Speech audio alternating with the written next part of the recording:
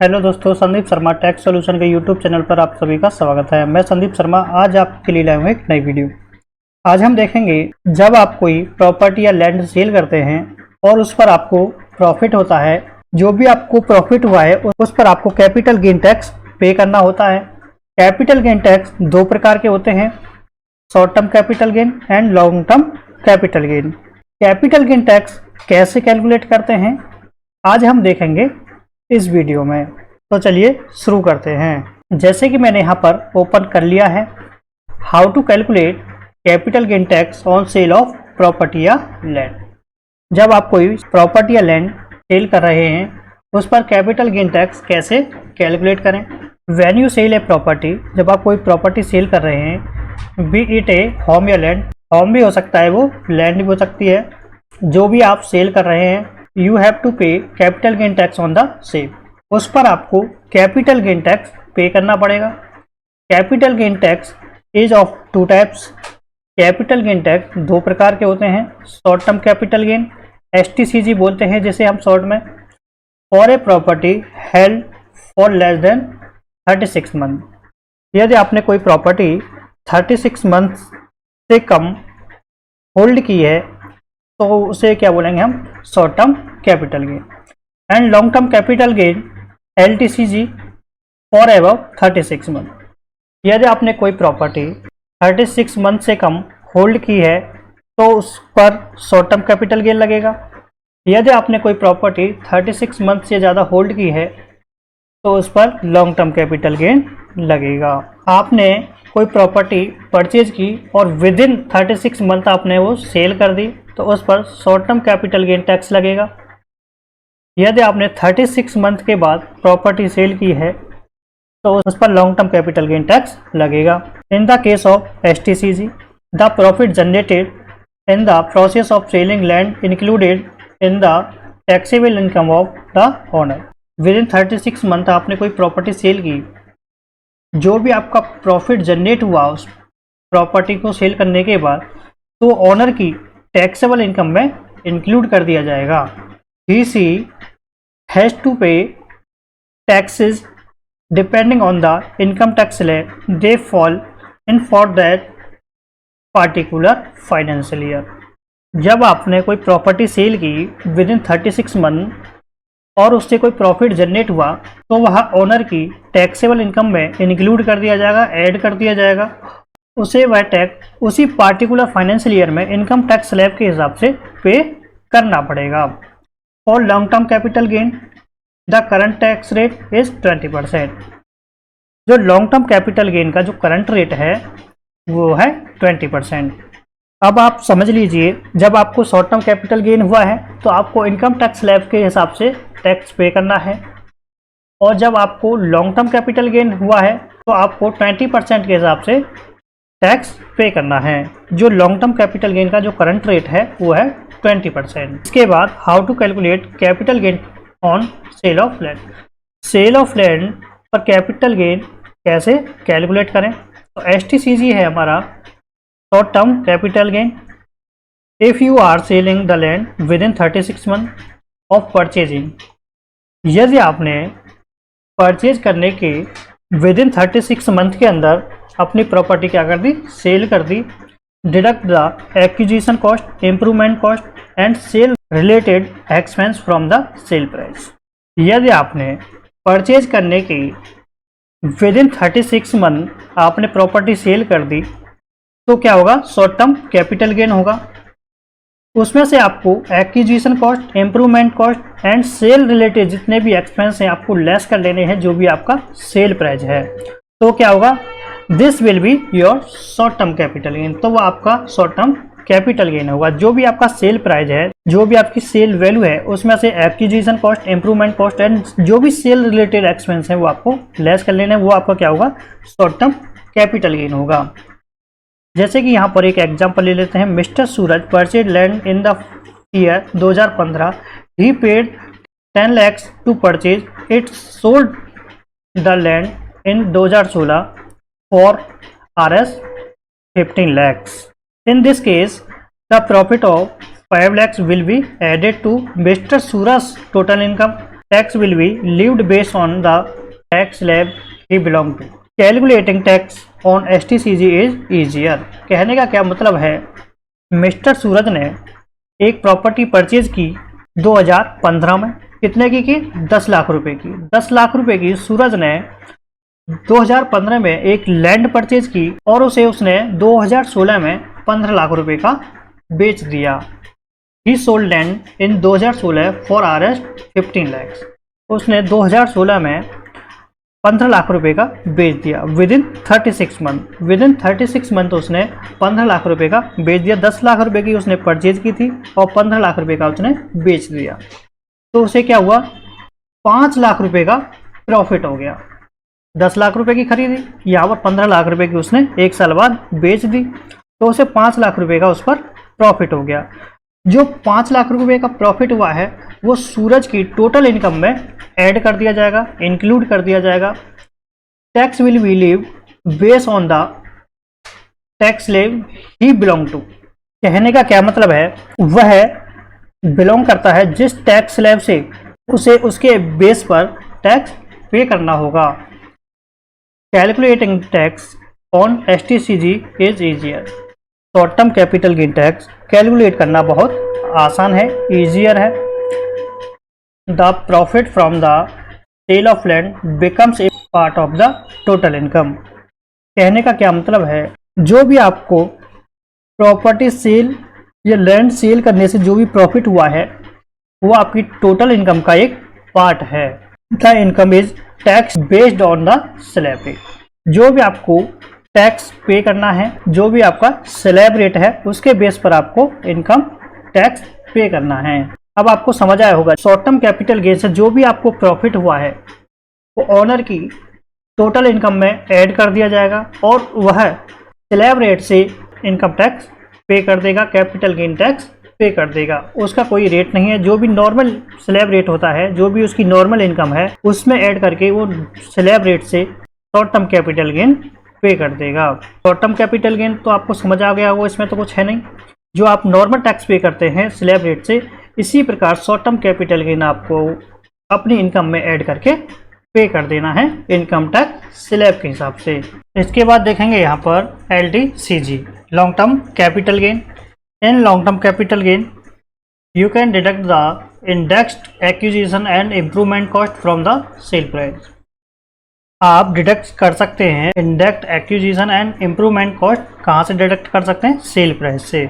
जो आपकी sale price है उसमें से indexed acquisition and improvement cost को डिडक्ट कर सकते हैं। This help in reducing your capital gain as the acquisition और इम्प्रूवमेंट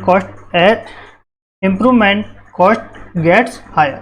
यह आपको कैपिटल गेन रिड्यूस करने में हेल्प करेगा, क्योंकि एक्विजिशन और इम्प्रूवमेंट कॉस्ट क्या हो जाएगी, आपकी बढ़ जाएगी।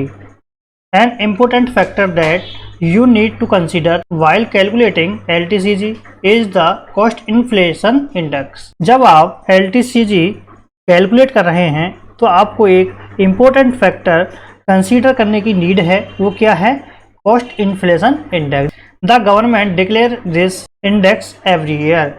इस इंडेक्स को गवर्नमेंट एवरी ईयर, प्रत्येक साल क्या करती है, डिक्लेयर करती है।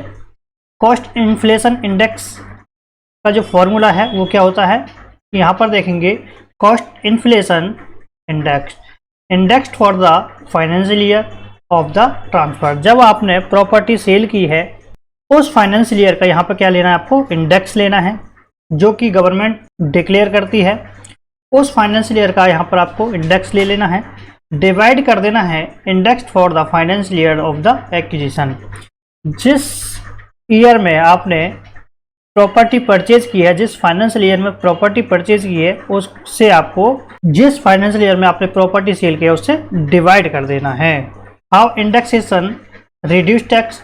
इंडेक्सेशन से टैक्स रिड्यूस कैसे करें, चलिए देखते हैं। Indexation allow the seller to inflate the purchase cost of the property based on the cost inflation index. कहने का क्या मतलब है, इंडेक्सेशन सेलर को कॉस्ट इन्फ्लेशन इंडेक्स के बेस पर प्रॉपर्टी की कॉस्ट को बढ़ाने के लिए अलाउ करता है। This enable the person to set the cost of the property against inflation. कहने का क्या मतलब है, यह पर्सन इन्फ्लेशन के अगेंस्ट जो प्रॉपर्टी की कॉस्ट है उसे सेट करने के लिए अनेबल करता है। This once the purchase prices increase. इससे होता क्या है, जो परचेज की जो कॉस्ट है वो क्या हो जाती है, इंक्रीज हो जाती है, बढ़ जाती है। इसके बाद it gets deducted from the sale price while calculating long term capital gains. इसके बाद इसे डिडक्ट कर लिया जाता है कहाँ से, सेल प्राइस से, जब हम long term capital gain calculate कर रहे होंगे। Hence it lowers the taxable gains. कहने का मतलब क्या है, इस प्रकार जो हमारा टैक्सेबल गेन्स है, जो कैपिटल गेन है वो क्या होगा, लोअर होगा, कम हो जाएगा। जब हम CII लगाएंगे, कॉस्ट इन्फ्लेशन इंडेक्स लगाएंगे, तो प्रॉपर्टी की कॉस्ट बढ़ जाएगी। प्रॉपर्टी की कॉस्ट बढ़ जाएगी तो हमें उसे सेल प्राइस में से डिडक्ट कर लेना है। सेल प्राइस में से हम डिडक्ट करेंगे कब, जब हम long term capital gain calculate कर रहे होंगे। तो इससे होगा क्या, जो हमारा कैपिटल गेन है वो क्या हो जाएगा, लोअर हो जाएगा, कम हो जाएगा। अभी हम एग्जाम्पल से समझेंगे तो आपको ज़्यादा क्लियर हो जाएगा। यहाँ पर एक एग्जाम्पल लिया हुआ है, mister Singh purchase a property for 10 lakh in the year 2005। 10 lakh rupees में एक प्रॉपर्टी परचेज की है मिस्टर सिंह ने 2005 में। ही sold that property for 30 lakh in the year 2015 में। 2015 में उसने 30 लाख रुपए की वो प्रॉपर्टी बेच दी। 2005 में 10 लाख रुपए की उसने एक प्रॉपर्टी परचेज की, उस प्रॉपर्टी को 2015 में 30 लाख रुपए में बेच दिया। तो जो प्रॉफिट है वो कितना हुआ, 20 लाख रुपए का। CII का फॉर्मूला क्या है, जो मैंने आपको अभी यहाँ पर बताया था, indexed for the financial year of the transfer. जिस फाइनेंशियल ईयर में हमने प्रॉपर्टी ट्रांसफर की है उस फाइनेंशियल ईयर का आपको इंडेक्स ले लेना है, डिवाइड कर देना है जिस फाइनेंशियल ईयर में आपने प्रॉपर्टी परचेज की थी। यहाँ पर हमें CII लेना है, कॉस्ट इन्फ्लेशन इंडेक्स लेना है, कौन से ईयर का, 2005 का, जिस फाइनेंशियल ईयर में हमने प्रॉपर्टी परचेज की है, मिस्टर सिंह ने प्रॉपर्टी परचेज की है। 2005 का CII क्या था, 480 रुपये। इन the year 2015 it was 1024 CII। जो 2015 का CII है, कॉस्ट इन्फ्लेशन इंडेक्स है, कितना है, 1024 रुपये। 2005 का CII था 480 रुपये। 2015 का जिस फाइनेंशियल ईयर में प्रॉपर्टी सेल की गई है उसका CII है 1024 रुपये। तो फॉर्मूले के हिसाब से यहाँ पर 1024 कौन सा लेंगे, जिस फाइनेंशियल ईयर में प्रॉपर्टी ट्रांसफ़र की गई है। तो यहाँ पर ले लेंगे 1024 डिवाइड बाई कर देंगे 480 रुपये, जिस फाइनेंशियल ईयर में प्रॉपर्टी परचेज की गई है। 10 CII इज 2.13। तो जो हमारा CII निकल के आया है, कॉस्ट इन्फ्लेशन इंडेक्स निकल के आया है, वो क्या निकल के आया है, 2.13, 2.13। 2.13 हमारा क्या निकला आया, CII, कॉस्ट इन्फ्लेशन इंडेक्स। अब करेंगे क्या इसका, indexed cost of purchase, cost inflation index into purchase price. जो हमारा CII कॉस्ट इन्फ्लेशन इंडेक्स क्या निकल के आया है, 2.13 into purchase price. Purchase price कितना है यहाँ पर, 10 लाख रुपए। तो यहाँ पर करेंगे 2.13 इंटू 10 लाख रुपीज। इस प्रकार कितना आ गया हमारा, indexed cost of purchase. Purchase की जो इंडेक्स्ड कॉस्ट है वो कितनी आ गई, 21,30,000 रुपये। यहाँ पर हमने अभी बताया था आपको, इंडेक्सेशन है, कॉस्ट इन्फ्लेशन के बेस पर प्रॉपर्टी की कॉस्ट को क्या कर देता है, इंक्रीज कर देता है। प्रॉपर्टी कॉस्ट को बढ़ाने के लिए अलाउ करता है। यहाँ पर indexed cost of purchase, purchase की जो इंडेक्स्ड कॉस्ट है वो 21,30,000 रुपये हो गई। लॉन्ग टर्म कैपिटल गेन, जो हमारा सेल का प्राइस है वो कितना है, 30 लाख रुपए। यहाँ पर जो 2015 में मिस्टर सिंह ने प्रॉपर्टी सेल की है वो 30 लाख रुपए में की है। तो यहाँ पर जो सेल प्राइस है वो कितना है, 30 लाख रुपए, माइनस कितना कर देना, जो हमारी अब इंडेक्स्ड कॉस्ट ऑफ परचेज निकल के आई है CII के द्वारा, वो कितनी है, 21,30,000 रुपये। जो परचेज कॉस्ट बढ़ गई है CII लगाने के बाद, जो हमारी परचेज कॉस्ट है वो कितनी मानी जाएगी, 21,30,000 रुपये। 21,30,000 रुपये हमने यहाँ से माइनस कर लेने हैं। इसके बाद बचता है 8,70,000 रुपये। 8,70,000 पर हमें जो लॉन्ग टर्म कैपिटल गेन का रेट है वो कितना है, 20%। 8,70,000 का हमें करना है 20%। 8,70,000 का जो 20% होता है, in this situation the tax will B 20% of 8,70,000। 8,70,000 का हमें 20% करना है। The capital gain tax on sale of land will be 1,74,000 रुपये। जब 8,70,000 का जो 20% निकल के आता है 1,74,000 रुपये निकल के आता है। जो हमारा लॉन्ग टर्म कैपिटल गेन होगा वो कितना होगा, 1,74,000 रुपये मिस्टर सिंह को पे करने पड़ेंगे लॉन्ग टर्म कैपिटल गेन में। अब आपको समझ आया होगा, जो हमारा शॉर्ट टर्म कैपिटल गेन है तो उसे हम अपनी इनकम में ऐड करके, नॉर्मल इनकम में ऐड करके इनकम टैक्स स्लैब के हिसाब से उस पर टैक्स पे कर देंगे। उसका कोई रेट नहीं है, कोई उस पर CII नहीं लगता। जो हमारा लॉन्ग टर्म कैपिटल गेन है, जो हमने प्रॉपर्टी 36 महीने के बाद सेल की है, विद इन 36 मंथ आप प्रॉपर्टी सेल कर देते हैं तो वो होता है शॉर्ट टर्म कैपिटल गेन। यदि आप 36 मंथ के बाद प्रॉपर्टी सेल कर रहे हैं परचेज करने के बाद, तो उस पर लॉन्ग टर्म कैपिटल गेन लगेगा। तो लॉन्ग टर्म कैपिटल गेन आपको कैसे कैलकुलेट करना है, आज हमने इस वीडियो में आपको बताया है। जो हमारी CII है उससे क्या होता है, जो हमारी परचेज की कॉस्ट है वो बढ़ जाती है, और जो कैपिटल गेन है वो क्या हो जाता है, लोअर हो जाता है, कम हो जाता है। जो भी आपकी परचेज प्राइस है उसमें आपको CII से मल्टीप्लाई करके जो भी आपकी परचेज की इंडेक्स कॉस्ट निकलती है CII लगाने के बाद, उसे आपको सेल प्राइस में से लेस कर लेना है, माइनस कर लेना है जो भी आपका सेल प्राइस है। उसके बाद जो भी आपका अमाउंट निकल के आता है उसका आपको 20% करके लॉन्ग टर्म कैपिटल गेन में गवर्नमेंट को टैक्स पे कर देना है। मुझे आशा है ये वीडियो आपको अच्छी लगी होगी। यदि वीडियो अच्छी लगी है तो वीडियो को ज़्यादा से ज़्यादा लाइक करें, शेयर करें और हमारे चैनल को सब्सक्राइब कर लें। बेल के आइकन को दबाना ना भूलें, जिससे कि आने वाली वीडियो की नोटिफिकेशन आप तक टाइम टू टाइम पहुँचती रहे। चलिए इस वीडियो को यहीं एंड करते हैं, मिलते हैं नेक्स्ट वीडियो के साथ। Thank you for watching.